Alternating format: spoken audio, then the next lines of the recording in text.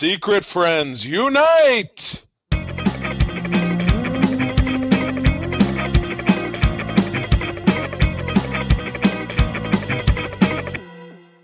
Welcome to Secret Friends Unite, episode 436. This is your guide to the geek side, and I'm one of your hosts, Todd Oxtra, joined by the dance crew of SFU. That's Mr. Charlie Carden and Kae Quinn. Hi. What's going on? That's the great part about video is you get to see, you never know what's going to happen. You might want to see one of Charlie's gremlins that knocks over his action figures. Kae may have an action cat show up. I don't know. It's dogs this week. She's dog sitting. Oh, so. Dogs. Yeah, okay. It's dogs this week. I had to suss out a cat before. I have one cat that always seems to be down here when I close the door. So, but I got rid of her. Away she went. Got unbroken silence. So, but yeah, here we go. We're headed into Kay. No intro to our show is complete unless we start talking about the weather. We're gonna hit the 90s here in Michigan. Todd's getting it's 100 out there in the Twin Cities. It's scorching. Yes, it's just like why I moved to Minnesota. I like the heat. Oh my God. Well, if you want to talk about heat, there's nothing hotter than our Patreon. That's right. Since January, we have been creating great bonus content. Kay has often been a part of it, as well as some of the other people that you're going to hear about on this list. But if you visit patreon.com, not Patreon.com, don't misspell it like I do. Don't go there. But patreon.com/Secret Friends Unite, you can actually try out our Patreon for 1 week for free. Choose any tier and you will get access to our content. And Patreon is made possible by our generous benefactors on the Best Buds level, Jamie Prinky, and our esteemed BFFs, that would be the Nias family, Sean, Stella, and Henry, my dear friend and Kay's, Missy Merchant, and her pal, Andy Milliken. We are very grateful for what you guys do for us. Again, visit Patreon, not Patreon.com/Secret Friends Unite to check that out. But without further ado, I just wanted to mention, because we did this on co-op mode. We talked a little bit about the strike just up front. About, Secret Friends Unite. Every podcast is going to have within SFU. It's going to have their own individual stance, how they cover materials, content, things like that, which is important for every creator to have an individual voice with that. But SFU as a whole, we support SAG-AFTRA and the WGA. It's day 81 for the writers and day 12 for the actors. We have taken Patreon funds that we've received and donated to the entertainment community. This is not just for when they're at strike. This is for every day when actors who are struggling just to survive need to make ends meet. This helps. Same with writers. I heard a fact that unless you have earned over $26,000 as an actor, you do not get healthcare support from SAG-AFTRA. So that's how difficult it is. And I also saw an actor from Abbott Elementary. He showed one of his residual checks, 3 cents. Mm-hmm. That's I don't even know that you can cash a check like that. I see a lot of those all the time. A lot of these Star Trek actors, 12 cents, 24 cents. It's not a long lasting thing. So these, we've been talking for months about our support for these folks. We wholly stand behind them. And Todd, you've provided in the show notes a link to the entertainmentcommunity.org for people who also want to donate. So please definitely take a look at that. And we hope the strike is resolved quickly so these people can get what they need. So. Mm-hmm. Without further ado, moving along, October 1962. And boy, what a bummer that Crisis wiped this out. Now, this is Superman's girlfriend, Lois Lane. Very problematic title. Is that the name of the comic, or is this just Superman and they slid that in there for a special deal? I don't know. Take some research, but it was a comic, Charlie. It was like Superman's pal Jimmy Olsen. This was Lois Lane's comic, but you had to put Superman's girlfriend in, so people knew, I guess. Oh my gosh! Pulitzer Prize winning reporter Lois Lane or anything like that. Yeah, exactly. No. Yep, her entire identity is about being a girlfriend. 2 words too, so got to keep it casual. Anyway, this comic is featuring Lana Lang's romance with Superman 3. Okay. And my favorite thing about comics from the 60s, the 50s and 60s is all of the exposition. Superman 3, off to the right, where Superman and Lois are statues. Superman 3, I'm assuming, says, "Marry me, Lana, and I will give you superpowers just as my ancestor, the original Superman, gave them to his wife, Lois Lane." And her thought bubble, "How ironic. If I said yes, I'll be marrying the descendant of my former rival, Lois Lane." Now, okay.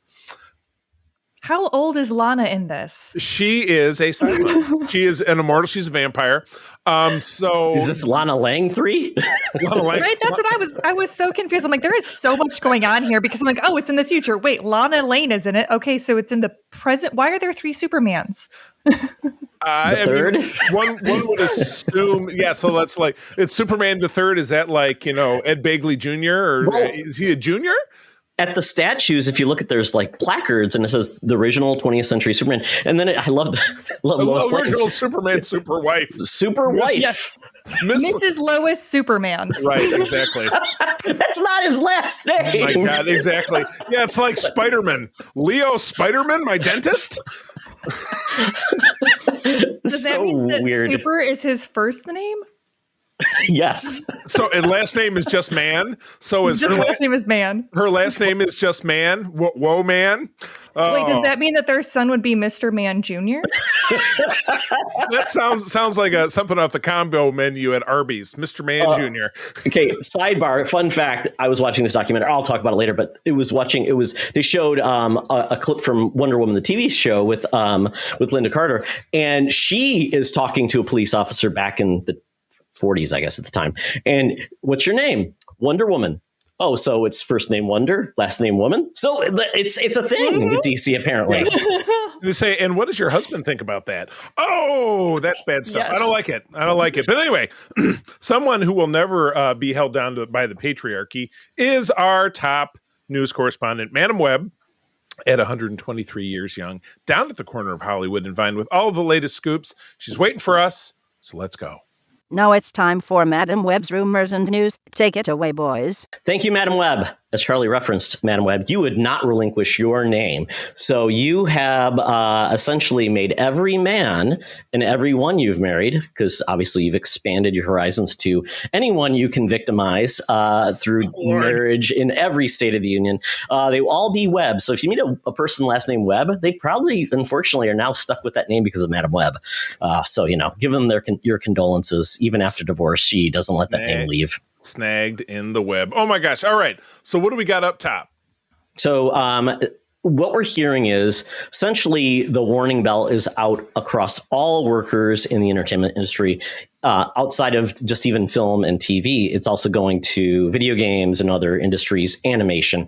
And that's what this is about. Warner Brothers Cartoon Network production workers are petitioning to unionize amid the Hollywood strikes. Warner Brothers Animation, if you think about Adult Swim, all those other things that are part of it, and also fuel Cartoon Network. I believe Williams Studio, which was part of Adult Swim, they just left their studios. I don't know if that's by choice, downsizing, or whatever, but they've had a very strong animation department and they've been great. Mm-hmm. And as a point, there was a petition and 66 staff members signed it at Warner Brothers and 22 from Cartoon Network. This includes digital production assistants, production managers, production coordinators, senior assistant production managers, including things that they make: Harley Quinn, Teen Titans Go, Adventure Time, Fiona and Cake. So, and the Animation Guild is calling this out as a triumph and a need to move forward, especially now with essentially workers' rights are at risk. And anyone who says unions are not necessary anymore, that's what everyone would like to believe. But backsliding, taking away wages, healthcare is never a good thing. So with this, we are hearing about other agencies within voice talent. We're hearing about this in video games. I know there's other areas within that might be represented in other areas by the Teamsters, things like that, like makeup artists, production designers, things like that. So I'm not sure if this covers everything, but with that, Kae, you come from a creative background. That is your livelihood, and that's what you do. So what's your thoughts on within even yourself, your own experiences, and what do you feel about, is you think going the right direction and think this is going to happen? Oh, absolutely. I say the more unions we can get in this area, the better, just because when you have a CEO making 500 times the Ugh, amount of the lowest paid worker, like you can't disgusting. tell me that the Warner Brothers CEO does 500 times the work than their lowest paid employee. In fact, I would imagine that they probably do a lot less. A whole lot Um, less. And there's this kind of facade in the creative fields of, well, because you like drawing or you like being creative, then that means I don't have to pay you for it because you're enjoying it. And so this idea that, Jesus. right, well, I have literally You're had lucky people, to be in the industry. yeah, I Yeah. have had people literally walk up to me when they find out that I'm an artist and they'll be like, oh, well, you can draw me. And I'm like, why would I draw you? And they're like, well, you like to do it. So just draw me. And the I like. idea of Yeah. them paying me for it seems absolutely absurd because they're like, well, you're going to be drawing anyway, so why not draw me?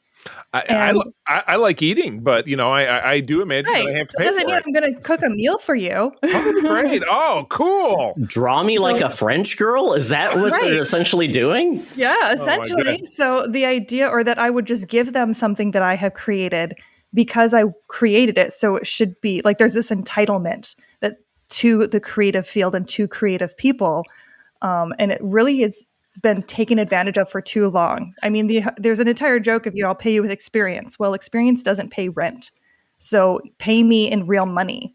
And there shouldn't be an idea that if you hate your job, you deserve to be paid, and if you like your job, you don't. Oh man, I should have been paid so much more for all those jobs I hated. If you hate your job, you should quit.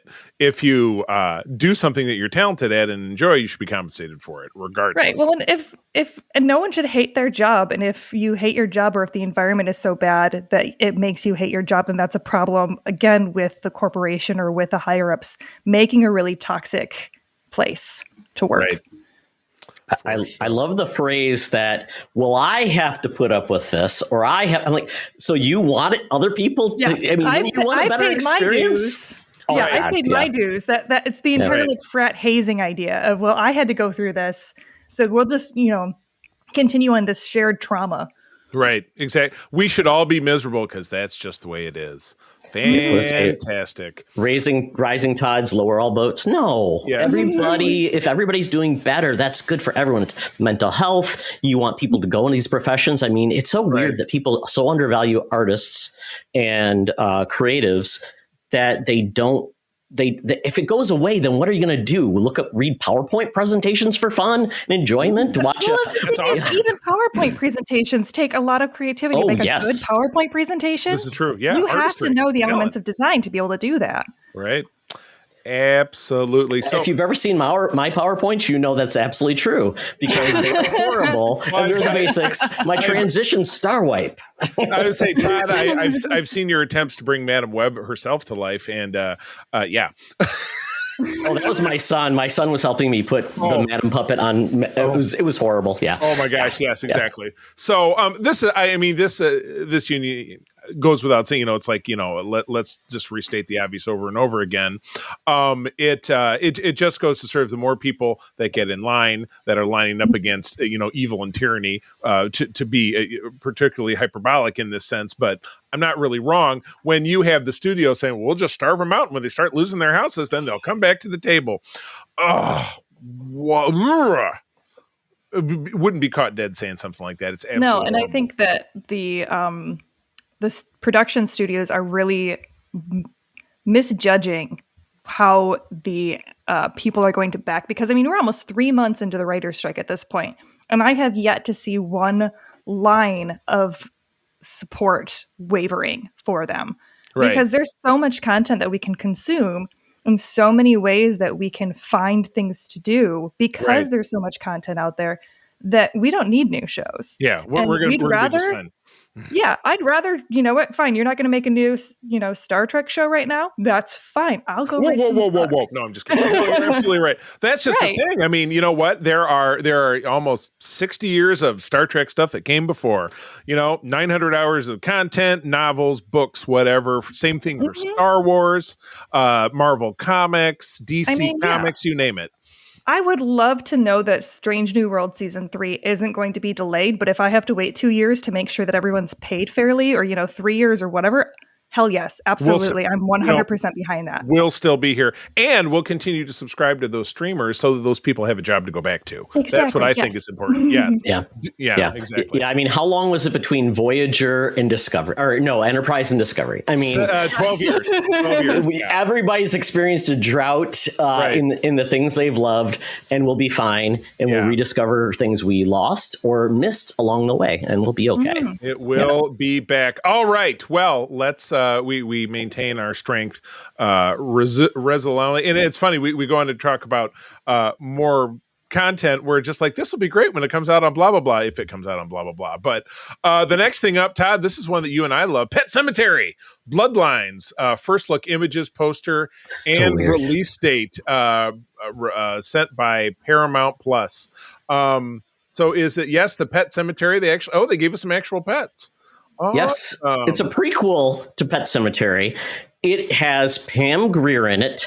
It has. Isn't that what's his name? Thomas, the kid from E.T. That's the kid from E.T. Yes, it is, and there's other people, but basically, this is about kind of talking about how Pet Sematary existed. It was there because it was an Indian burial ground, right? That's what it's all about. So obviously, it existed before Fred Gwynn showed up. This is actually about a young Fred Gwynn, which is kind of hilarious. The old man that says sometime dead is better. Dead is better. Judd Crandall. Right. We all remember him. Yes. So this is going to be happening. And it's very interesting. And David Duchovny is in this. Yes. Oh, my goodness. I did see Duchovny on the picket line with a great sign that said the residuals are out there. Way to go, Hank Moody. I love it. Hank Moody? Hank Moody? No, come on, Mulder, Charlie. He's Hank Moody to me. I love that damn show. Really? But anyway, you're probably the only person that's ever said that. Yes, it's like me saying Patrick Stewart. I love you in American Dad. I was gonna. You know what? You see, there's. I'm not comparing the two. I just happen to love Californication. But anyway, this is great, and it will someday be produced, and it will be on Paramount Plus. And the when is it's coming out October 6th. It's a real show? Oh, my God. Movie. Yes, it's a real movie, October 6th. Yes. Well, gotcha. Well, I will share this with April because she will be thrilled. April, my wife, of course, is a huge Stephen King fan. I even like the Pet Sematary remake that came out a couple of years ago with what's his butt, who was he was in Oppenheimer. He was the guy who was running the interrogation. He was the star of that. Oh, okay. Okay. Yeah. And Judd Crandall was John Lithgow. Ah, very nice. So, Kae, where are you on your horror journey? I know we've talked about this. You were on a kick. Is it still going? It is. We just watched One Cut of the Dead, I think it was, which was it was like a all one take. I think it was a Japanese horror movie, which was very good. It was very funny.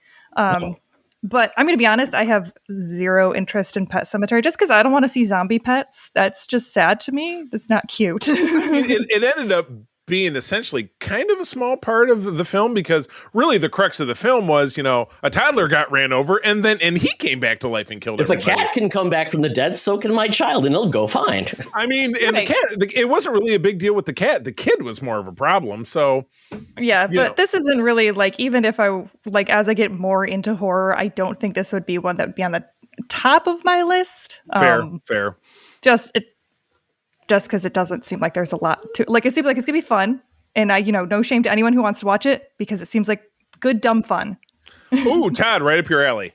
Yeah, I'm guessing no one learns mistakes because obviously no one learned mistake in the sequel when Judd said sometimes dead is better. So right. Your lesson is always listen to the grizzly old man. No doubt about it. So October, we'll be watching this on Paramount Plus. Okay, we got a full trailer for the latest Poirot adventure. I was trying to say, how do you describe the franchise? Doesn't it have a name? It's Hercule Poirot, Agatha Christie's, Belgian detective. When I was describing to April, I said, there's another Murder on the Orient Express movie. I don't know, because the other one was Trouble on the Nile or something, and this was Haunting of Venice. So, but yeah, this trailer looks absolutely fantastic. More of a supernatural bent than the other ones. We've loved the other ones. I think we've seen them both in the theater, and maybe have seen them more than once. But we're getting a killer cast: Tina Fey, Michelle Yeoh. Who are some of the other faces we saw in here? I don't have the trailer up in front of me, even though I did watch Jamie Dornan, Yep. Jude Hill, Emma Lard, Kelly Riley, Ricardo Scaramarico, and that's about it. Michelle Yeoh, though, she plays a medium, and this is based on Agatha Christie's novel Halloween Party. Hercule Poirot is a favorite of mine. Yes. Masterpiece on PBS. There's like a billion episodes with David Suchet, who is British but plays Belgian with the mustache. So is this it's a favorite of yours? Was this like something that was on when you were growing up and your mother loved it, or do you watch it now? No. My wife Christina was a huge fan of it, and we just started watching it. And some are shorter, some are longer, and it's just great. And Masterpiece, if you've ever watched it on PBS, the opening is amazing. Edward Gorey does the art for it, and it's really wonderful. So it's a great mood. But Masterpiece is wonderful. PBS. Where do those stream at though? I mean, is there primarily there's a PBS app you can get, but I think it may be elsewhere, maybe BBC America as well. They're great. Gotcha. Very good. Cool. Very excited. So this comes out in September 15th, so it's before the spooky season, but could be seen as a kind of a kickoff. So, Kae, what do you think? I mean, this is more suspense than horror. There was a lot going on in that trailer. Yeah, there was a lot. I was like, oh, okay, it's like kind of a Sherlock, figure out the con man thing. Oh no, okay, it's a seance-y horror movie. Oh, it's a murder whodunit movie. So I don't know where it's gonna land because there's just a lot going on in that trailer. Yeah. There's only one way. I mean, the other two films have been exceptional. One will just certainly hope that obviously there's a framework of in essence of the same creatives. But I'm interested to see Tina Fey in a horror movie. I said the same thing. Very outside her wheelhouse. So I think that's really cool for her. Big time. Yeah, no, it's good to see someone in the comedic world kind of stretch their wings and do something new. So yeah, I'm down. Cool. Good deal. Todd, your thoughts? You like them? Can't wait. I love murder mysteries. It's one of my favorite genres of all time. I will watch as many as they make, as long as they're good. Gobble, gobble, gobble. Awesome. All right. Well, I hear there was a little indie Comic-Con going on in California this past weekend. Todd, what can you tell us? Well, more was shown than I thought, and that was cool. Primarily, no actors were there promoting things. It was primarily the studios, and they did have weird ways to do so, kind of like Disney is promoting Haunted Mansion, but with characters from the Haunted Mansion amusement park ride. It's very weird. They're not talking to people. They're just showing up. Same thing here. But we are getting a lot of animation was announced, which is very cool. One of the things I've been waiting for is Invincible Season 2, which now is coming out in November. But they did shadow drop, and that's kind of a theme. They did shadow drop a solo episode about one of the characters, Adam Eve. So it was a solo affair about her as a character. I haven't watched it yet, but it's out now. So I really want to see it because I loved Invincible. Great comic, great animated series. Let's see what else. We've got a new Walking Dead game. There's so much Walking Dead that I don't even know if this is interesting to anyone. It's a social deception game. It seems like it was just kind of the con of spinoffs. Yes. Yeah. The kind of spinoffs that can be talked about by, studio suits, because those are the only people who could attend. Well, we got the Daryl Dixon trailer. Did anybody see that? I did, yeah. That and the Rick and Michonne is now going to be called "Those Who Live," which is a line from early in I think in season 3, something that Rick said. One of Rick's great lines. So those are great. Daryl Dixon, we're getting that before the end of the year. I thought. I love it. It's like Emily in Paris. It's Daryl in Paris. Yeah. It's Daryl, and he's in a monastery and has to rescue a kid or something. So very standard fare. Very much Last of Us vibes. Yeah, quite exactly. Honestly. We got to go with what works. Okay, yes. This is right up your alley. Harley Quinn season 4 next. Yes. No, in a couple of days. Yes. Mm-hmm. Yes. Yep. Excited for that. I was excited for Adventure Time Fiona and Cake. Is that a one shot, a series? I think it might be a mini series. I haven't actually heard a lot about it. I was just like, Fiona and Cake, hell yeah, I'm there. So I'll just watch it in whatever content it comes out in. Nice. But even that's still a spin-off of an original series. So I feel like it's kind of just in that same vein where they're just kind of re-chewing the meals that they've already given us. And as much as I love some of it, I'm still like, okay, can you please take some more risks? Can you please, let your writers write. Let your writers come up with something and do not hamstring them into being like, well, because this made money, now we're going to make it 40 more times in 40 different ways. Oh, so like The Walking Dead. Yeah. Like The Walking Dead. Yeah, exactly. Well, how do you feel about Justice League taking on Godzilla and King Kong? Because they announced that book. Of course. No, that sounds I mean, that at least is a little terrific. bit more classic comic hijinks. Sure. Where it's like, of course, sure. Am I going to read it? Absolutely not. Why? Exactly. Yeah. There's a Like, that was a Borderlands very movie. Yeah, Oh, I would go say ahead. that was just very scraping bottom of the barrel, it felt like. Big time. Comics, you got to just do whatever. Taking out a big Right. monster, why not? It's all cyclical. Yeah, very much so. We are getting a Borderlands film. This is based on a video game. The cast is just ridiculous because it's everybody under the sun. And the funny is, Kate, I'm blanking on her name, Gladriel. Kate Winslet, not Kate Winslet. Kate. I know. Wasn't she the ancient one? No, that's Tilda Swinton. No, that's Tilda Swinton. But She was the Oscar villainess winner. in Indiana Jones. There you go. Correct. Yes, I can't remember her name, but an Oscar winner in Borderlands, a movie where it's a post-apocalypse and they kill a whole bunch of mutants. So weird. It's a paycheck movie, apparently. Kevin Hart's in this one too, so your mileage may vary. So that's going to come out next year.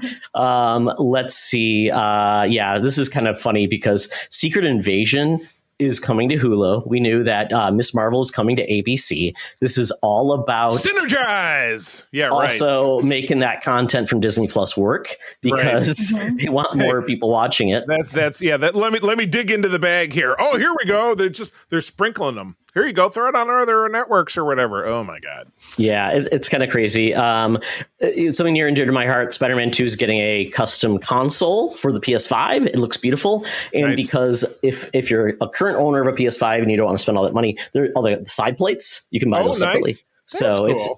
it's very cool. Sold separately. Maybe that'll get me over the hump then of finally getting one. I don't know. We'll see. We do have, and we'll talk about this more on Code 47, which we're recording after this, that we did get 3 different nice Star Trek teases. Season 4 of Lower Decks, which we get in September. A great musical episode of Strange New Worlds, which we will have here in probably about 2 weeks. And help me out. What's the third thing? 5-minute clip of Star Trek Discovery, which we're still hoping to see in February. Star Trek. Really? Okay. Yeah. Very good. Very cool. Yeah, we did get that Marvel's trailer Yes. that came out, and I'm trying to remember what the big new beats of it, because we got the original. Right. We got more explanation of why things are happening. There was a villain who is obviously Kree, kind of looks like Ronan with the hammer. Other than that, am I missing something that was a big reveal? I mean, that seems pretty. I mean, we already knew about the cruxes. They're all joined in energy, and when one does one, they switch places and blah blah. And that's the whole crux of it. There's a lot of footage that we got from before, like Goose, eating a bunch of stuff, and Kamala's next to her goes, "Oh my God!" That was the one that made me laugh. But that was from the first trailer. But yeah, you're kind of like, "Oh, you took everything from me," the Kree villain who hates Brie Larson. Yeah, exactly. So Yeah. we will find out in November. So Yeah. And we got not that we'll run through it, but tons of product reveals, everything from the Star Wars to the G.I. Joe to the Marvel Legends and stuff that I like. So G.I. Joe had, for me, from Hasbro, don't tell Patrick, had the nicest output of new stuff. They really had, but Star Wars, okay. I want you guys to keep trying. But no, there's and a couple of cool new things from Marvel as well. Yeah. Anyway. There was one comic announced I thought was just okay. Kay, you want something new?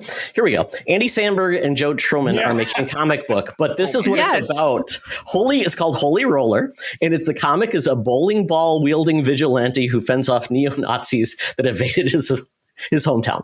I'm into it. 100%. I am there. I will definitely be reading that. To quote Patton, "Stop drilling, you've struck oil." That Exactly. Is the winner. Yeah, exactly.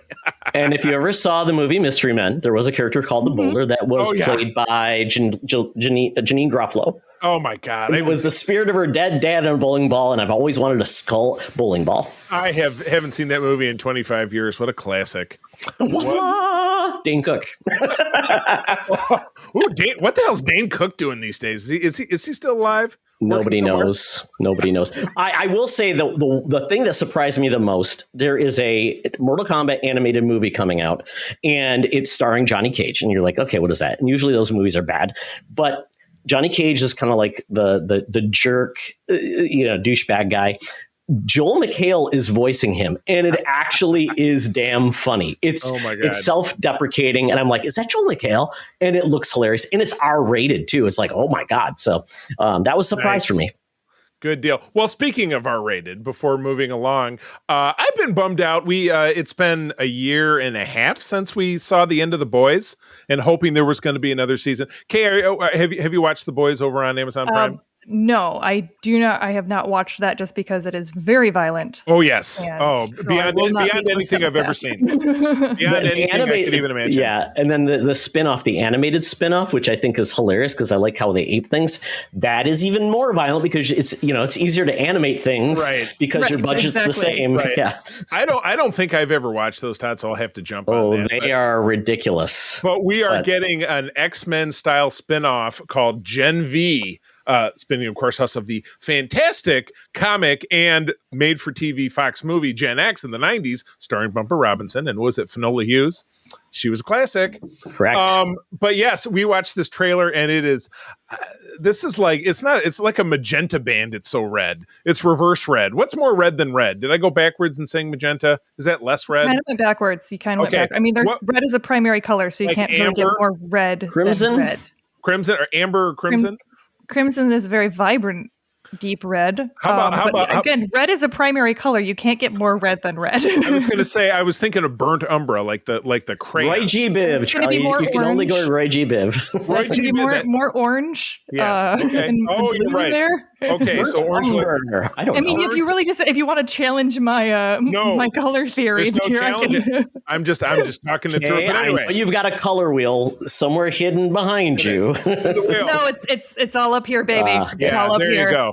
I paid way too much for that art degree to have to use a physical color wheel. I was going to say, she's so full of those colors. Look at her hair. Come on. The way she doesn't even get it dyed. She just goes. Yep. It just materializes. Will it into existence. Oh, now the entire pink section of my color wheel is gone because I had to put it in my hair. But when you change colors and redistributing. When you change it back, does it swap out? It does. Yeah. It swaps out. That's glad. She absorbs color, so that thing that she took the pink from is now gray. Kind of sad. That is Kae's true mutant ability. Well, hopefully you don't end up in this. That'd be really great, actually. in this show, because this is bad. We have puppet mutilation. We have a guy putting his fist through somebody's mouth, and so much blood. Yeah, and we're getting this in September. I mean, Todd, you and I love this show, so I know we're going to be watching it. April and I we liked it so much we watched it through more than once. But yeah, the original show has Jack Quaid, of course, from Lower Decks. It has Carl Urban, from the Star Trek films. But it's absolutely gruesome, and this looks much worse. Yeah, I like the fact that it's got a pretty decent cast. Patrick Schwarzenegger's son, who doesn't look anything like him, is in this. Sean Patrick Thomas, played in Young Indiana Jones. Right. Clancy Brown. Clancy Brown's a legend. Gotta love that guy. And yes, a lot. And then a very good young cast, which I'm very excited about. Even one of the young students was in Sabrina the Teenage Witch, the Netflix series. He was the uncle for Sabrina. He was great, and I love it. And I don't even know what his real accent is. In the show, he had a British accent. This one, he has essentially an American accent. But this is essentially set in high school, essentially an academy for young, powered individuals. So it's a side we haven't seen before. And with when college kids get into stuff, things get weird. I mean, I love The Magicians, and that was essentially Harry Potter and graduate school, and things got weird there. And sex, drugs, and magic, sex, drugs, and superpowers. Nothing will go well. I'm sure it couldn't hold a candle just to the carnage of this. So anyway, I'm looking forward to it. Like I said, September 29 over on Prime Video. So wait for it. All right. Well, that is it for the news. Todd, time to get out that feeble Uber app, the Fuber app. It's time to get down to Scugtown, Nastyville. The Geek Easy awaits, where we enjoy talking about what we're digging. So let's go. Talk nerdy to me. Talk nerdy to me. We're sitting in the Geek Easy, cover bands playing, drinks are poured, and we are ready to get our nerd on. So, Kay, you're all in the Apple TV Plus. I am. We just got that. So that's where I've been consuming content. So I have been going through the After Party season 1, and I just finished up the first season of Silo, which was very great. Loved both of them. Obviously, two Nice. very, very different shows. One's about being trapped in essentially an underground bunker in some sort of post-apocalyptic area. My and favorite. The other one is a fun, campy murder mystery where you break down each character's motive and alibi in a season or in an episode. So will they be putting them together in one big show? I think so. I think there is going to be a crossover for season 2/3 of the After Party /Silo. So Is that where the next reunion is in the silo? The After Party in the Silo is in the Silo. Yep. Oh my God! Yep. It's after Silo. Let's do After it. Silo. After Silo, like after MASH. Yeah. I mean, and honestly, I didn't hear about the After Party until season 2 came out, and it was one of the advertisements that came across Apple TV. And I will say Apple TV is terrible at cataloging their content because I feel like everything is labeled comedy just because I think they realize comedy is in right now. Because I think they have like the Dickens show is labeled as a comedy. There's another one that's like a very dry dramedy type of deal that was labeled as. I'm like, none of these are comedies, dude. But the After Party is a legit comedy. So Silo must be a comedy. It's funny about the labeling because they've already got you. Just get to scrolling. Why do it right? Be genuine with what it is because I will know if I like it or not. If I don't like it, I'm going to stop watching it halfway through the first episode, and then I'm just going to turn it off and go to a different streaming service because I'm pissed at you. Right? Yeah, that's what these it's too inside baseball trying to label some of this stuff. But I very much want to check out that Silo because post-apocalyptic stuff. That's my April. It's very good. I think you will very much enjoy it. It's kind of conspiracy theory, and there's a couple neat twists and turns to it. Along with the, classic kind of apocalypse, what's going on type of deal. Right. Nice. It's based upon a series of books, which I believe actually a lot of them are short stories, kind of like World War Z, I guess, in a way, maybe. That's what I've heard. Nice. Yeah, I know that it was based off of books because Aaron had read the books before he watched Silo. And he said that he actually enjoyed the television show a little bit more than the books. That's good to hear. Yeah, it's kind of a rare thing, but that's what I think he was saying. Yeah, Ilsa from Mission Impossible is the lead actress in Rebecca Ferguson. Yeah, and the After Party just has a killer's row of awesome and just crazy people, which is fantastic. Oh, yes. Nice. Yes, I will say the one kind of spoiler that I will give is John Ralphio, the guy who plays John Ralphio in Parks and Rec. He has an episode. And it's kind of a musical episode because he's an aspiring musician, and it is my favorite episode thus far. There's just some absolute bops in it. It's great. Music makes everything better, Charlie. Oh my gosh. Well, we'll find out with the Lower Decks in a couple of weeks. All right, Todd, what do you got? I really wanted to just cover off because we'll talk about Oppenheimer really quick together because Charlie, you and I have saw it. Obviously, it'll be spoiler free. But SuperPowered, the DC story part 1 of 3 is out on HBO Max, or Max, I guess we're calling it now. Yes. You know me, Charlie. I love a good kind of documentary biopic type of thing where they bring in creators, newsies, they bring in celebrities. Newsies? Yes, Newsies. Hey, get your papers. They brought in a guy from Den of Geek, so it was really cool. I liked how they did this, but basically it's retelling the story of DC Comics, which was very cool. And normally it'd be like, oh, is this like self-congratulatory? No, they got into some really cool stuff. Like they actually talked about how DC got lazy when Marvel came around. And they said they didn't realize that they should really capitalize on telling more complex stories. They dealt with the fact that DC kind of struggled when Warner Communications acquired them because they only wanted the rights to make a Superman movie. They kind of talked about how finally they covered Bob Kane finally gave Bill Finger his his The finger? Oh, sorry. Whoops. no, his credit for actually being a prime part of creating Batman for a long time. Mr. Batman. Bob Kane had all of the rights and all those things, very similar to Stan Lee. How Stan Lee Kirby, essentially has erased everybody else's legacy, and he tells good things about him, but he's like he didn't help them get anything from it. So I like because the Stan Lee episode just came on Disney Plus, that series one, and it was definitely whitewashed. It was Big time. Stan Lee is the greatest thing since Gandhi, and we know it's not true. So I like that it covered, and this one was really talking about the emergence of DC. They covered on Batman, Superman, Wonder Woman, and the Flash were the primaries, which was great because they did talk about like Wonder Woman's origins. They talked about the creator and with Wonder Woman, what he did and his. And people didn't really take him seriously because he had obviously his.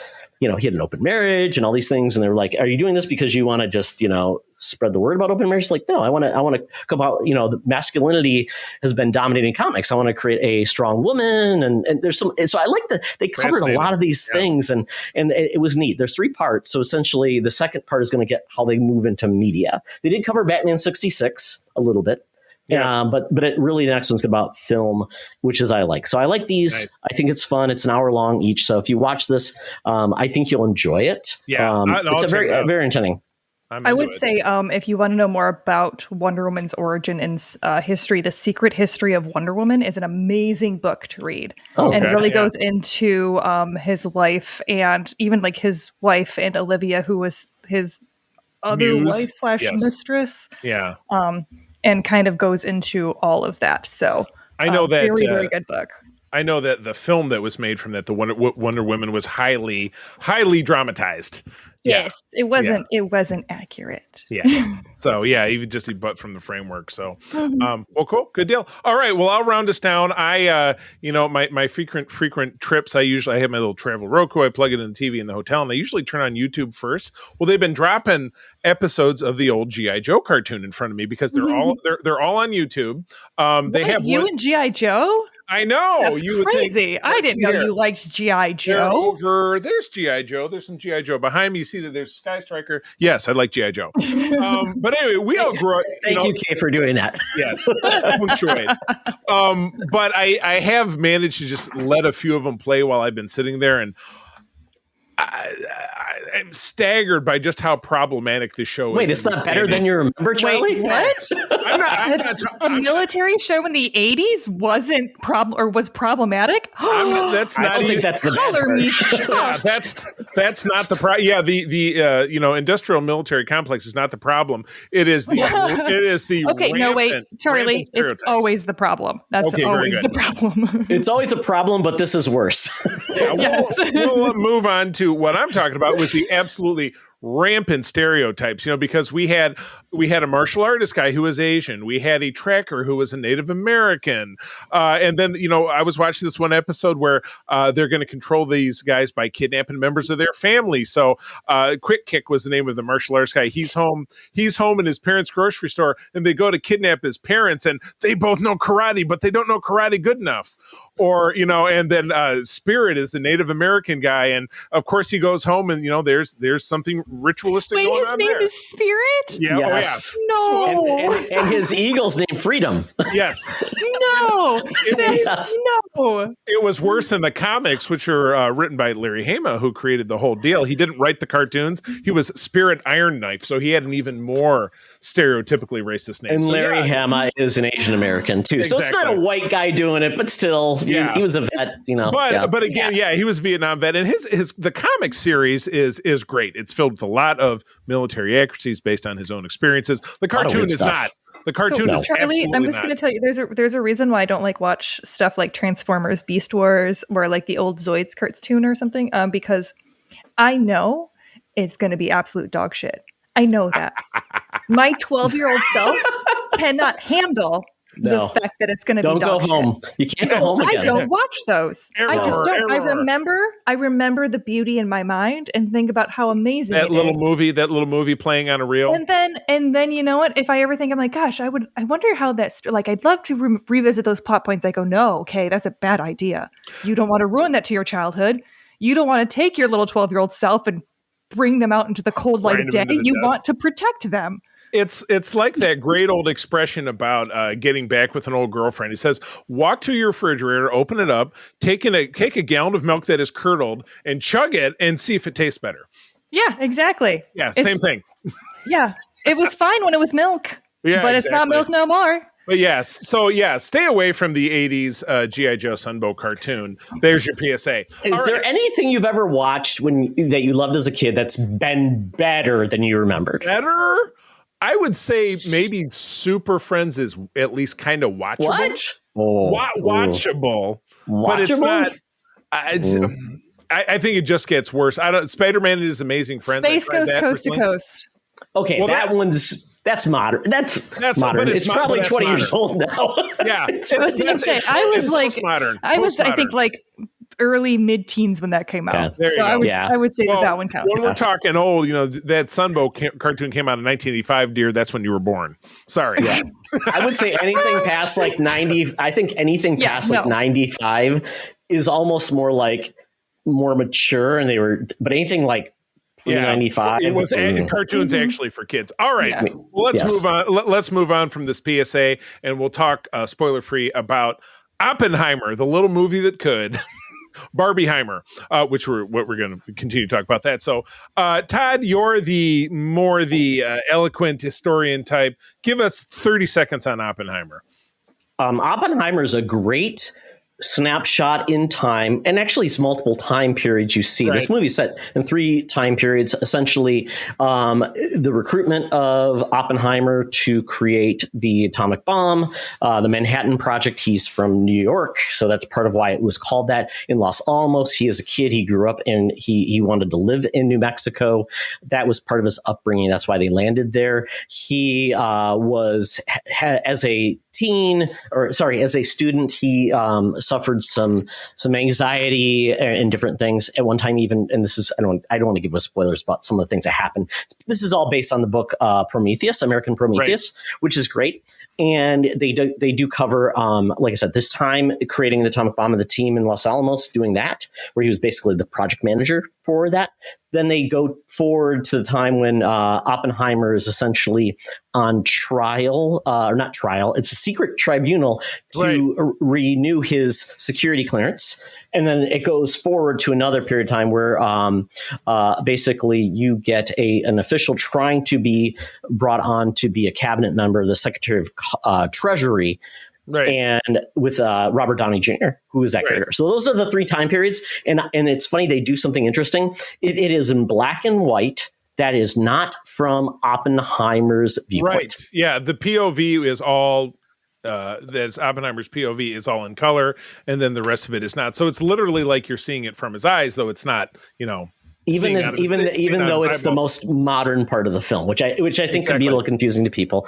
And they do a great job of dealing with kind of like, and a lot of people said this movie is like, it's people in a room for the majority of the film. There's very little action outside, and the atomic bomb is a secondary part of the story. And I would say if people are hearing about how intense this movie is, it's not because there's graphic imagery. It's not because there's a little bit of nudity. I will say that. Spoilers.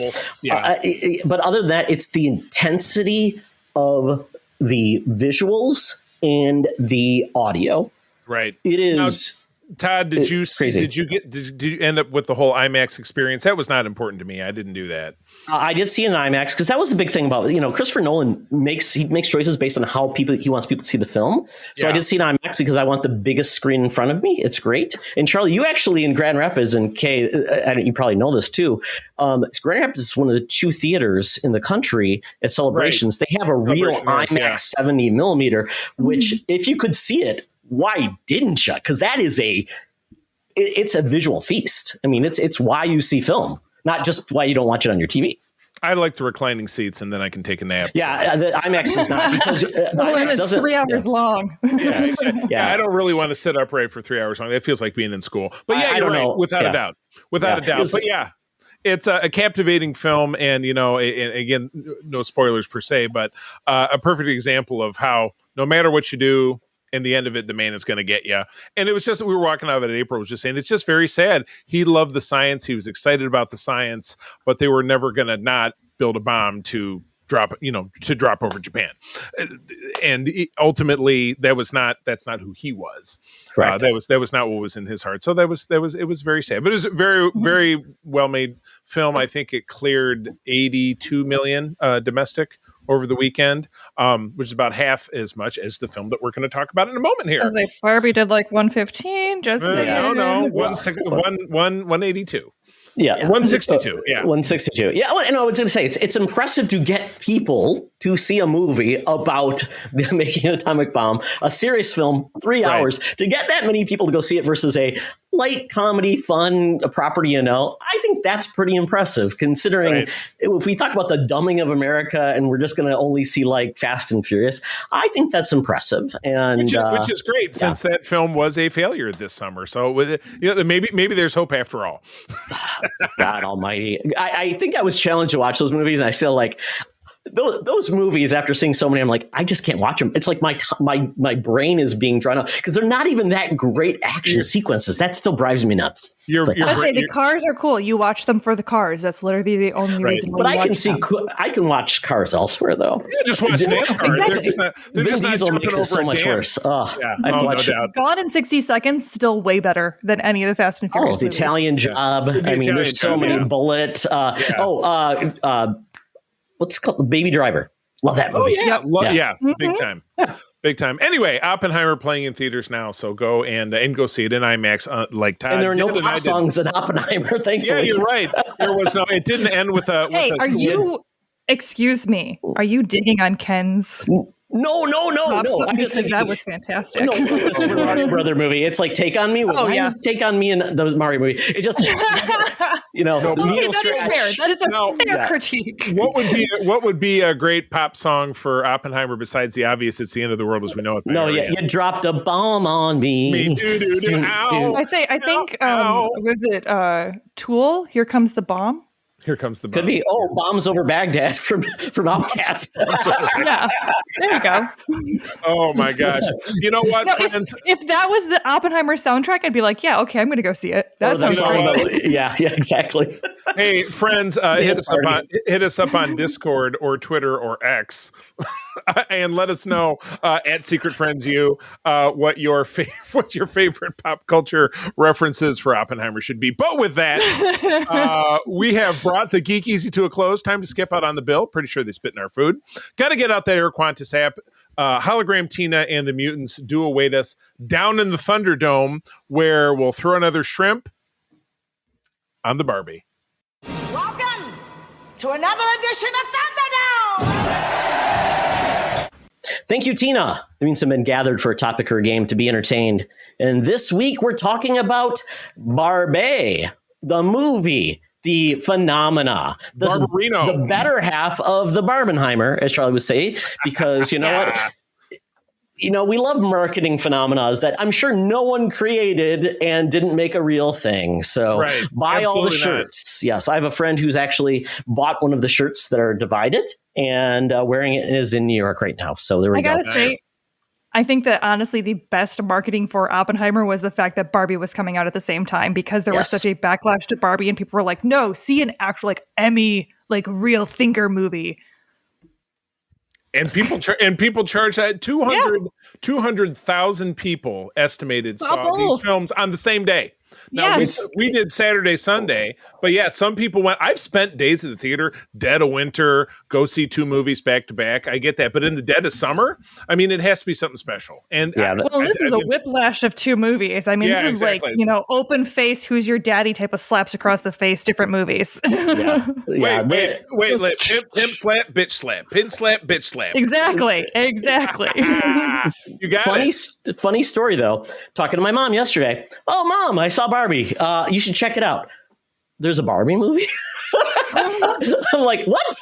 How do you not see this? You know what? If my dad didn't see it as a promotional spot on Paramount Plus or hear about it on WJR, it didn't happen. Well, she told me she's reading. So she told me she's reading more. So I'm like, that's a good thing, Mom. I'm glad. Yeah, but you should still go see the movie. Yeah, have fun. Right. Yeah. Yeah. So let's talk about this Barbie movie. I will tell you the fun facts of this film. Greta Gerwig, who is an Oscar winner, has made many indie cool movies, was an actress as well in many movies as well. I forgot what like her first movie appearance was like. I think she was in like a horror film or something like that. So she's got cred. And it's kind of crazy because people are like, there's a backlash. Oh, she's selling. I'm like, no, she's having a good time and she's enjoying a big budget. You know what? Directors want money to make cool stuff. She wrote this with her spouse, Noah Baumbach, which is pretty cool. I mean, I only think of like two spouse couples that do really good work together. And that would be also, I'm blanking on her name, was in Amy Mann and Sean Penn, or Sean Penn's Michael Penn? Sean Penn's never been a good Not Sean Penn, Michael Penn. Melissa McCarthy and her husband. Melissa McCarthy and her husband. Yes. They're great. Together as a couple. And they were of course, in Bridesmaids together. It was the Big Bear Sandwich. You want your Big Bear Sandwich. Yeah, that's what I remember. They're great. And then this was starring Margot Robbie, Ryan Gosling, America Ferrera, Kate McKinnon, Michael Cera, Ariana Greenblatt, Simu Liu, Issa Rae, Rhea Perlman, and Will Ferrell. Some of those might be spoilers if you've not seen those. By the way, they're spoilers, folks. Right. Yes. Honestly, I would say at this point, if you've gone to the Thunderdome to listen to this and you haven't seen the Barbie movie, why are you listening to us right now? Pause it, go watch the Barbie movie, and then come back. Yeah, exactly. Add to that $162 million domestic opening. Shell out a couple of bucks for that. Yes, do it. I want this to be, and of course, Todd, in our summer movie challenge, John and I both picked this for movie number 8, and then this film is your dark horse. So. Charlie, we'll get the same amount of points because you guys, it's going to go so much higher that you get the same amount of points I do. So it's a win for me because I couldn't pick this film because I'm like, it's either going to do ridiculously well or it won't perform because it's been overhyped and doesn't perform. Right. But I will. Todd, you should have asked me. I could have told you that it was going to do really, really, really well. I was hoping. I mean, I just don't know if some people get it though, right? That's all. I think that was definitely an issue. Is any woman who ever, any femme presenting individual or any person who ever had a Barbie was gonna go watch this movie just because they wanted to make sure it beat Oppenheimer. That's true. Yes. April was a very big Barbie person as a child. She's a quasi Barbie person. She has Barbies in her office. We left this movie and drove across the street to Meyer K. You know the spot there, at Knapp and Beltline where the theater is. We bought a couple. There was a buy one get one half off Barbie special. We came home with a couple of Barbies. Yeah, go now. I didn't know that. You only get half a Barbie. Yeah, half a Barbie. Half the Barbie? I did. You had to choose. You have to bring your own hacksaw. You have to bring your own hacksaw. You can also pick if you just want the accessories. Like that can also be half. Yes, there were accessory pay. But yeah, let's be real. Barbie, half of it is the accessories. We ended up with a Barbie with a kayak and then a Barbie mermaid. Those are in April. I am literally going to Meyer's website right now so I can buy Barbies. Nice. But yes, multitask. So Helen Mirren narrated this as well, which is very cool that we have a narrator, which is very added some context, which is great. And the movie, the good thing about this, which is so good, I love this, hearing this, the budget wasn't ridiculously high. It was like $145 million. It's made a $356 million overall domestic global, which is great because you want this to perform well everywhere. And I can give you the perspective of my wife who grew up in the Philippines. Kids overseas can't afford these things. Barbies, my wife never had a Barbie. And then when she finally came to the States as a teen, which was kind of, she aged out, she was kind of excited to still get one because she would see the commercials in the Philippines of this and it was there. So, and it was funny. I was listening to another podcast about a woman in India growing up and she wanted one, but it was like so expensive they couldn't afford it either, which is kind of crazy. So it's interesting how, knowing who this appeals to and who it's for. Myself, I had an older sister. She had the Donnie and Marie Barbies, which I thought was just hilarious. Nice. Inflatable furniture, which I thought was a very odd decision. Hold on a sec. Kay, do you know who Donnie and Marie is? I that is kind of a reference. I know it's a reference and I have heard it, but I don't know the dolls specifically. I'm a little bit country. Todd, sing with me. You're a trifle bit rock and roll. They had purple jumpsuits with pink and everything. It was just really weird that they did it. No, I know which ones you're talking about now. I know which ones you're talking about. They were Mormon brother and sister from Utah. They were from a singing family. Like they were the diametrically opposed to the Jackson 5 in that time period. And Todd, you're bringing up a really great point, which is the stories that have been coming out about like how Barbie has influenced different people. And it's like I had a conversation with a woman who was shaving the side of my head about like her first Barbie and my first Barbie when she saw my hair. Because, for those of you listening to the podcast, my hair is currently neon pink. I specifically dyed it to watch the Barbie movie. Yes, I am that person. Yes. But like for me, Barbies were too expensive for me growing up because I grew up in a very rural place. And so a lot of my Barbies were the weird Barbies because I got them from yard sales. I never really got a full out of the box. Yeah, I never got a really out of the box Barbie because that wasn't something that we could afford. So all of my Barbies came like in these mismatched kind of kits in like Ziploc bags of randomness. Like the Kate McKinnon Barbie, weird Barbie. Yes. Oh, yes. Kate McKinnon, that was my favorite Barbie. Just spoilers. She was my favorite Barbie by far. The hard played Barbie, is that what they called it? Yeah. Yes. She was there was the splits. She was stuck in the splits all the time. She couldn't move. Every person, every kid had an overplayed Barbie. Every kid had a Kate McKinnon. I can guarantee it. Just like every boy had a G.I. Joe they buried in their backyard. Yeah, and with the old G.I. Joe, you had the O-ring that snapped. My brother and I did a lot where you took a regular rubber band, you had to unscrew the back and do it. So, and then they had no cohesiveness, so they were just wobbling around. So, but yeah.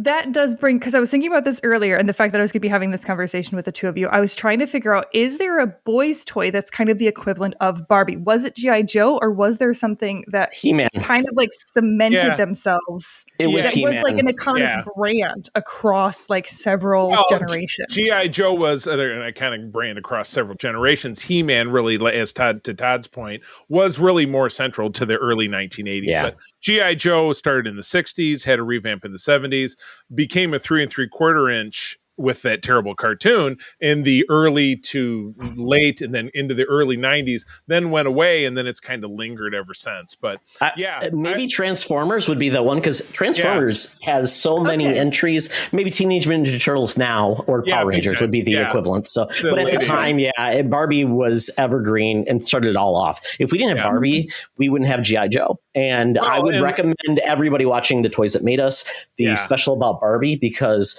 there was a joke about Barbie being launched in Japan. She never did. She came from Ruth Handler, saw a doll from overseas and launched in the US. And she is a phenomenal part of this movie. Well, back on the prior, let's not forget what really created the actual action figure market was Star Wars in 1978. And from Kenner, Todd, your favorite. Well, I mean, in all fairness, Barbie was 1959. Oh yeah, correct. No, I'm talking about the little figures, the small, because it was the 70s. It was the energy crisis, so plastic was too expensive. So make the figures little. Yeah, Barbie, G.I. Joe, the tall 12-inch, and then definitely Barbie, and then Barbie persevered because you didn't get like Barbie 12-inch or a 2-inch, or you didn't get Barbie a Suburban Commando. You didn't get those. Right. She's always been 12 inches, right? Oh, that sounds sturdy. That's what she said. Oh, All right, guys, I'm just gonna head out. Fair. That's okay. I understand. I can mute Charlie, by the way, Kay. Maybe we should just like warn him with a mute button. But we just mute him, but we still see his picture and he's trying to talk and he doesn't know he's muted. That'd be the best part. Oh my goodness. Or like our friend Joe Moran who has the bleeping. He does it to himself. Oh. Joe's got a great thing. So I think we can put some context on this because we've kind of positioned from pros and cons to just like our thoughts about the movie itself. Obviously, this has a big context of what this movie means for so many, because you can see this and people are seeing this with groups. I saw, and it was funny in Oppenheimer, I saw people dressed up in suits, which was such a weird, like there was. And again, I think that they were doing that because of Barbie, because they knew that women like literally going to be dyeing their hair to go see Barbie. There was a woman though with Oppenheimer wearing a suit and doing the same thing too. So it was kind of neat to see, you know. I mean, we both wore pink. I broke out a pink shirt. April was wearing a pink dress 100%, or something. Yes. Oh, yes. Gotta be. I could use a couple pieces of pink. My wife said that, but I'm so light.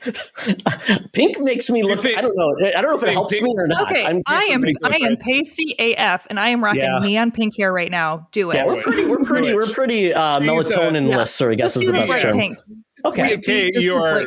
Absolute gem in the holograms over there. I'm very impressed. I I like pink though. I like pink. It's a good cool. Yeah. I like those bright colors. So very cool. So we're getting into the movie. So this movie, I think a lot of people didn't know what to expect. I mean, that was the big thing. It's very like, true. is this going to be a Brady Bunch type of kind of like tongue in cheek? Are they in a different time period and they're out of place? And this movie, they kind of, and I love this because it reminds me of like the Lego movie. They just knew what they were doing. Barbie Land was a place where Barbies existed. They were all Barbies, and every Barbie was a thing. And then we had Kens that showed up, and they had their own existence. But then we had the real world, which they were aware of the real world. And in the real world, you had the Mattel executives that I don't even know what the relationship was. It's the weird part. Like, that's the one part I'm like, I don't get it, but I'm okay with that.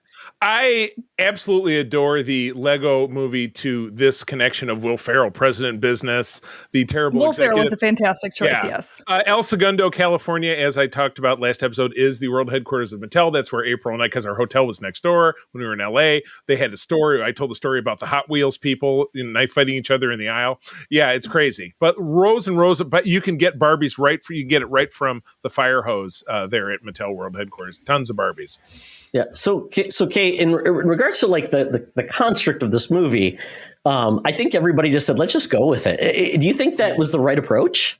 Well, and I think that there was an expectation that we were going to get some sort of like bubblegum feminism or like that pink, like a cupcake type feminism where it was going to be, delicious and rich and, with the pink frosting and the sparkles and the sprinkles.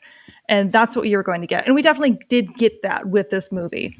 And, it's kind of indicative of what Barbie is on the surface. But the great thing with this movie is that you also got really amazing commentary about other aspects of the social constructs of the feminine and masculine, especially like with Ken. There was an entire storyline with Ken and how he brought the like quote unquote patriarchy back to Barbie Land. Horses. It's all horses. Yeah. And it's, but the thing is, it was very much this Western stereotype of like the 1970s and that big burly, like, Western man. Cowboy. Yeah. The Marlboro Man. You saw all of this, but you also got to see how the patriarchy damages everyone and how it's harmful to everyone who's involved, because all that did was hurt all of the Kens and all of their relationships with the Barbies. Right. And it just basically destroyed their entire civilization as we know it.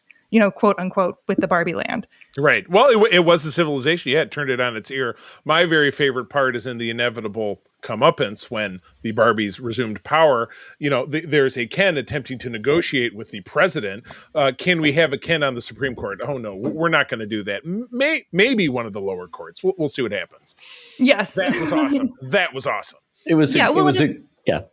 Oh, I say it's a lot of tongue in cheek of showing like kind of switching the narrative of being like, yeah, guys, this is what it's like. This is what happens when like, we're sitting there looking at the Supreme Court and people are being like, whoa, you want 2 women or, 3 women on the Supreme Court? Like, come on. My God. And, and you have that great quote from Ruth Bader Ginsburg where she was saying, when is there enough women at the Supreme Court? And she said, when there's all of them, when all of them are women, because we've had all men and there was never a question of it. So why would there be a question if it's all women?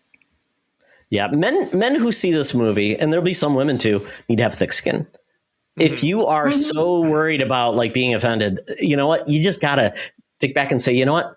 Let's just get into this, because some sense they were just like, they weren't even veiling it. It was like an America Ferrera's diatribe, and I loved her. I thought she was amazing in this movie because she brought a sense, and she's amazing, and she brought a sense of like struggling with like the reality of her life and what she wants her daughter to come into. And sometimes she didn't have all the answers. She wasn't a super mom. She was a mom, and she carried that. And I love that. And I think it's hearing those things is really important for everybody to hear and accept, not challenge, and not because you don't like it. It's reality, and it's the truth for so many. And I appreciate that. And it showed it showed the struggle of like what a lot of, femme presenting individuals have, which is, that struggle of like, because we're supposed to be the perfect mom, but we're also supposed to be sexy, but we're not supposed to be too sexy because then we're home moms. Yep. And, and that's a conversation that has happened in a lot of like kind of feminist movies where you see that like conversation about like, oh, it's really hard to be a woman because there's all of these contradictions. But at the same time, while that's going on, you have this duality of, the stereotypical Barbie played by Margot Robbie trying to figure out how to not be a doll and what that means. So as she's going through this and realizing that she's just an accessory, and you have this kind of play out with the Kens of the Barbies literally being an accessory to their lives because they literally did not care which Barbie they had. And you see that because the Barbies literally played that against them as they're like, okay, well, wait, pretend like you don't know what Photoshop is. Pretend like you've never seen The Godfather. Those Kens were more than happy to ditch their Barbies if it meant that they got to feel some sort of fulfillment and self-importance. Then once those Barbies stopped being accessories and reclaimed their agency and they decided which Kens they wanted to go see and switch it up, that's when the violence happened. That's when the aggression happens. And that's when they literally go to war with one another, which again, then underlines how the patriarchy hurts men because they're not able to express themselves. They're not able to have these conversations and have emotional intelligence.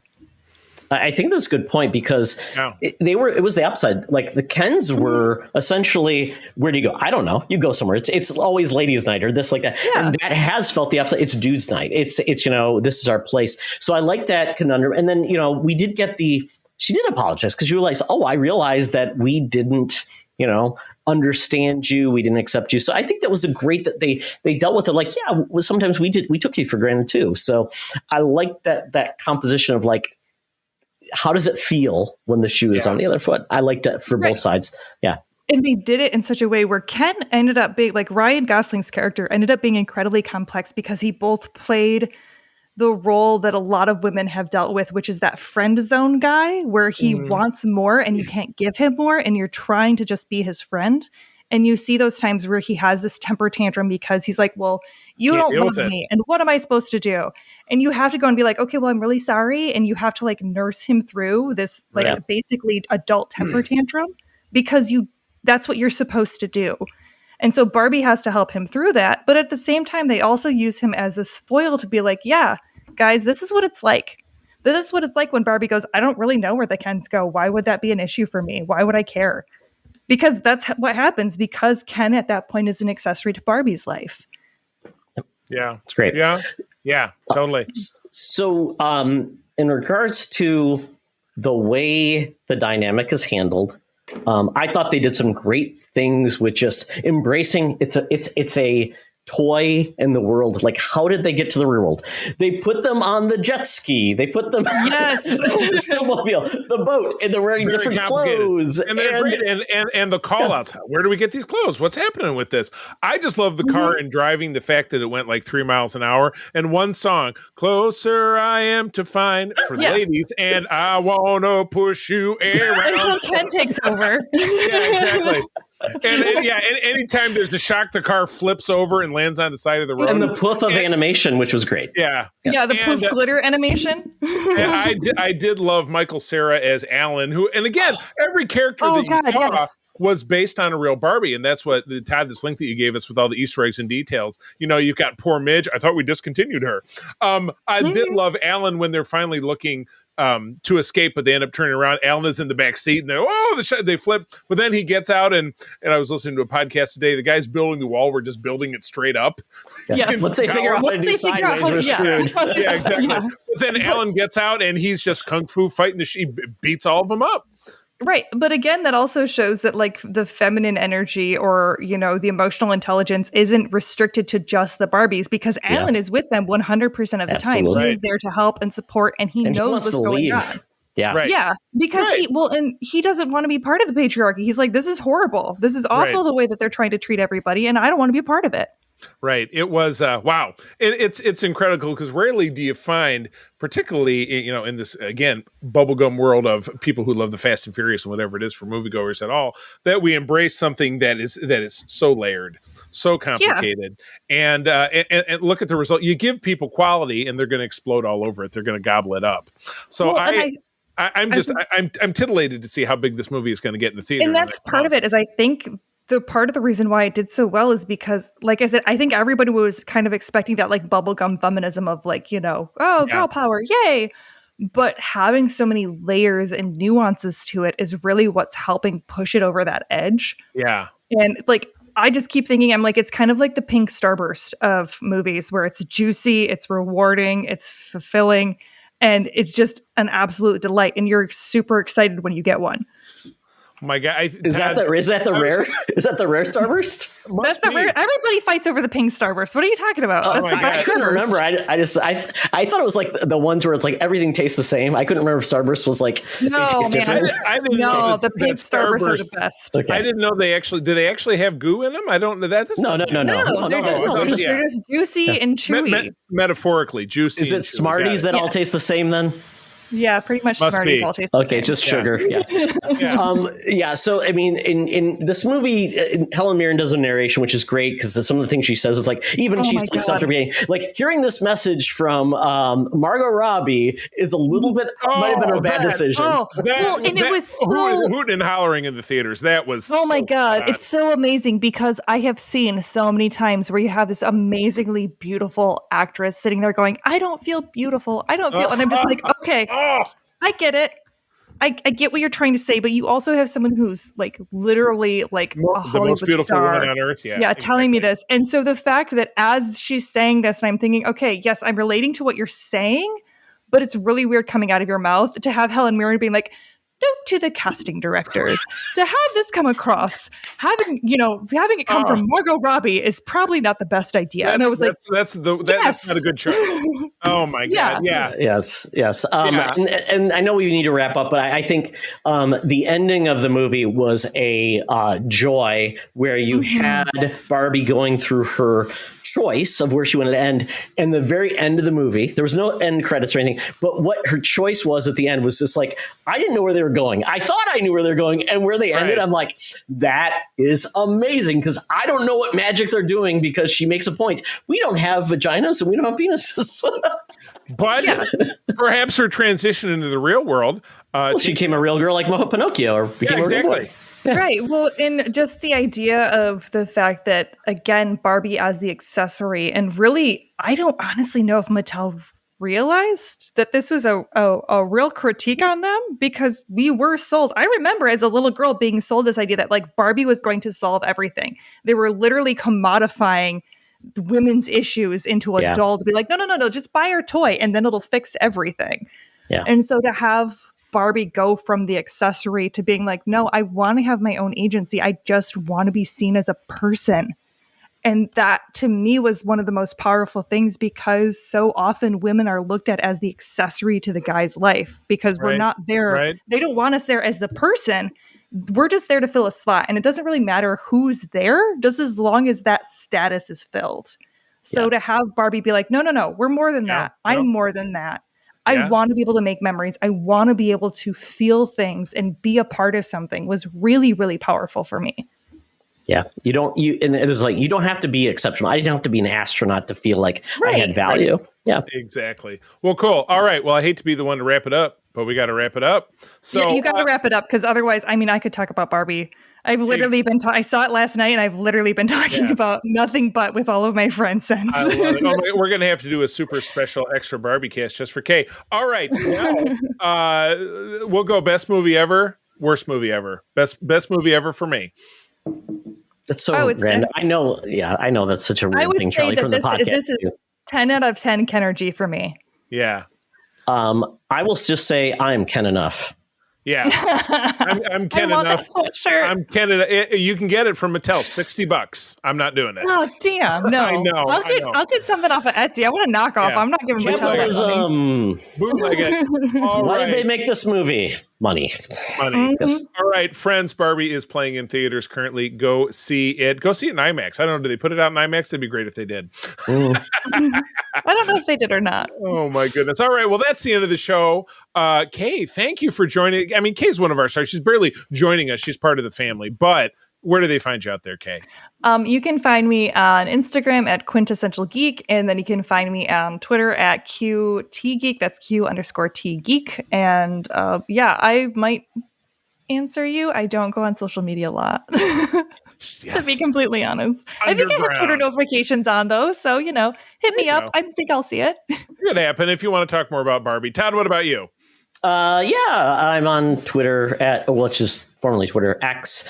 There at Teoxtra, but I'm trying to get more on Threads. I know it's a little weirder at this point. Threads doesn't support GIFs, Charlie. Sorry. So it's kind of like you're not in your wheelhouse. It also doesn't have DMing. It's lacking some things, and also puts you right in the threshold of, I'm got to look at Beyonce's posts. I don't care about Beyonce or like anyone with a 3 billion followers. We get all of your information, so it's great. Exactly. Yeah, so that's a hard time. But I do want to have a place to reach out to new people. So follow me there. Threads. Secret Friends Unite has a Threads location as well as Instagram. So reach us out because we want to find new people to talk to and new geeks to geek out with. But other than that, that's where we're at. So check us out there. Absolutely. And of course, our Discord is also another great place to find us if you're listening to the sound of our voice. But I am over on X/Twitter at the C3. Go ahead and spell it out. My lovely wife, April, and I, and Kay is a member as well, do run the USS Grand Petoskey. That is one of the largest chapters of Starfleet, the international Star Trek fan club in the world. I also actually run Region 13. That is Michigan and Eastern Canada. If you're a Trekker within the sound of my voice, would like to meet other Trekkers and dance, just like my partners are doing right now, visit our website, drop us a DM, and we can help you out with that. Todd's doing the sprinkler. With that, I hate to bring this dance party to an end, but I'm going to tell you that sharing is caring and to keep on trucking. Be the hero, not the villain. And wherever you go boldly. This podcast is part of the Secret Friends Unite podcasting network. Visit secretfriendsunite.com for more great shows, articles, news, reviews, and more. Secret Friends Unite podcasts are available on Apple, Google, Spotify, and other podcast services around the world. If you'd like to be part of the conversation, you can join us on Facebook or our new Discord server, or follow at Secret Friends U on Twitter. Please subscribe to Secret Friends Unite on YouTube and visit our merch store at tpublic.com. Just search Secret Friends Unite. Thanks for listening.